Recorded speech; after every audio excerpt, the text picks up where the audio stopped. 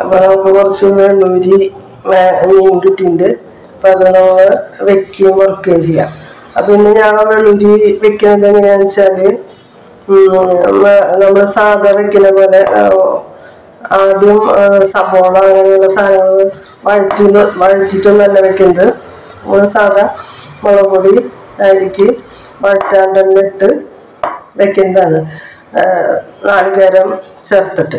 അതിന് ഉണ്ടാക്കണ കറി ഇപ്പം ഞാൻ കാണിക്കാം. അപ്പം അതിന് വേണ്ട കാര്യങ്ങളെന്ന് പറഞ്ഞാൽ ഇഞ്ചി, പച്ചമുളക്, ഇത് വെളുത്തുള്ളി ഒന്നും ഇട്ടില്ല ഞാൻ. ഇഞ്ചി, പച്ചമുളക്, സവോള, പിന്നെ ചുവന്നുള്ളി താളിക്കാനുള്ളതാണ് ലാസ്റ്റ്. മാങ്ങിയിട്ടിട്ടാണ് വെക്കുന്നത്. മല്ലിയില, വേപ്പില, ഇത്രയും സാധനങ്ങളാണ്. അപ്പം ഞാനിതിലേക്ക്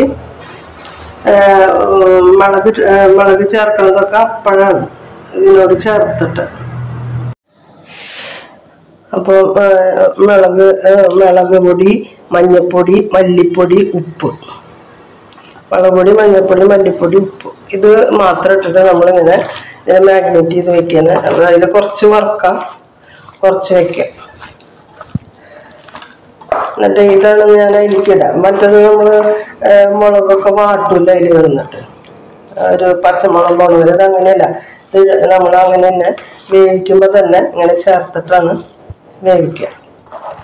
ഇതിൽ കുറച്ച് ഞാൻ വറുക്കാൻ വേണ്ടി മാറ്റി വയ്ക്കും, ബാക്കിയുള്ളതിലേക്ക് ഇടും.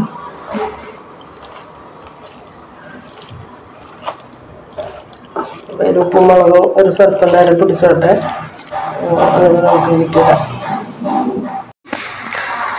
അപ്പോൾ മീൻ വെക്കാനുള്ള വെള്ളൂരിയിലേക്ക് ഞാനിപ്പോൾ അതിലൊരു 5 മിനിറ്റ് അത് മാഗ്നേറ്റ് ചെയ്ത് വെച്ചതാണ്. അപ്പോൾ അതിലേക്ക് ഞാൻ ഇനി സവോള ഇടാം, മാങ്ങ,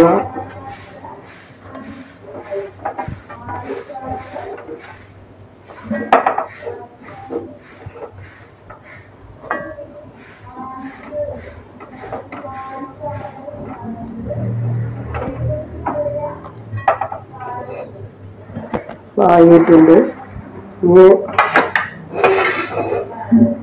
ഇഞ്ചി, പച്ചമുളക്, ഇഞ്ചി ഇട്ടുണ്ട്, പച്ചമുളക്, ഇഞ്ചിയും പച്ചമുളകും ഒരു 3-4 കീറ് പച്ചമുളക് ഇട്ടുണ്ട്, 6 പിന്നെ ഒരു കുറച്ച് വേപ്പില. ഇതൊക്കെ നമുക്ക് ചെയ്യാൻ വളരെ സിമ്പിളായിട്ടുള്ളൊരു കറി, വേഗമാവും ചെയ്യും. അപ്പം ഞാൻ അതിലൊരു നാളികേരത്തിൻ്റെ ഒരു 2-ാം പാല് പോലെ കുറച്ച് ഒഴിക്കാം. അത് ഞാൻ അരച്ച് വെച്ചിട്ട്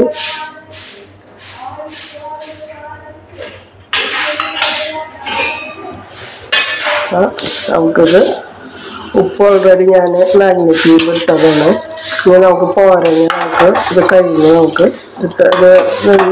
വേകുമ്പോൾ നമുക്ക് നോക്കാം. പോരങ്ങ കുറച്ച് ഇട്ട് കൊടുക്കാം. ഇപ്പം ഓൾറെഡി ഞാൻ ഇട്ടതാണ്. ഇതിങ്ങനെ നന്നായി ഇറക്കി എടുത്തിട്ട് വേവിച്ചെടുക്കാം. അവസാനമാണ് താളിക്കുക. ഇത് സിമ്പിൾ കറിയാണ്, നല്ല ടേസ്റ്റാണ് കാണാൻ.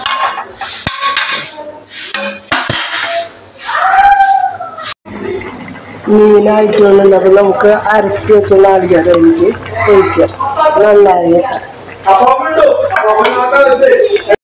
നാളേരം അരച്ച് നല്ല നൈസായി അരച്ചതിൻ്റെ എടുക്കാതെ ഇതിലിട്ടിട്ട് ഇളക്കിയിട്ട് ഇനി തീ സ്റ്റോപ്പ് ചെയ്യാം. അപ്പം ഇനി നമുക്ക് ഇതിലേക്ക് മല്ലിയില ഇടാം.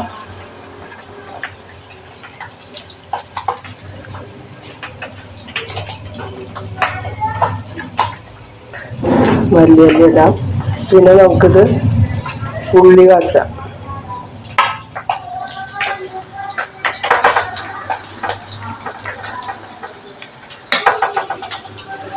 ഉള്ളി കാച്ചാം. ഉള്ളി ഇട്ടിട്ടുണ്ട്. അപ്പം അത് ആയി വരുമ്പോൾ നമുക്ക് അതിലേക്ക് ഇതിട്ടിട്ട് വേപ്പില ഇട്ടിട്ട് നമുക്ക് കറിയിലേക്ക് ഒഴിക്കാം. അത്രയുള്ള കറി, സിമ്പിൾ കറിയാണ്. അതെ, വേപ്പില ഇട്ടുണ്ടാവും മുരിഞ്ഞാൽ.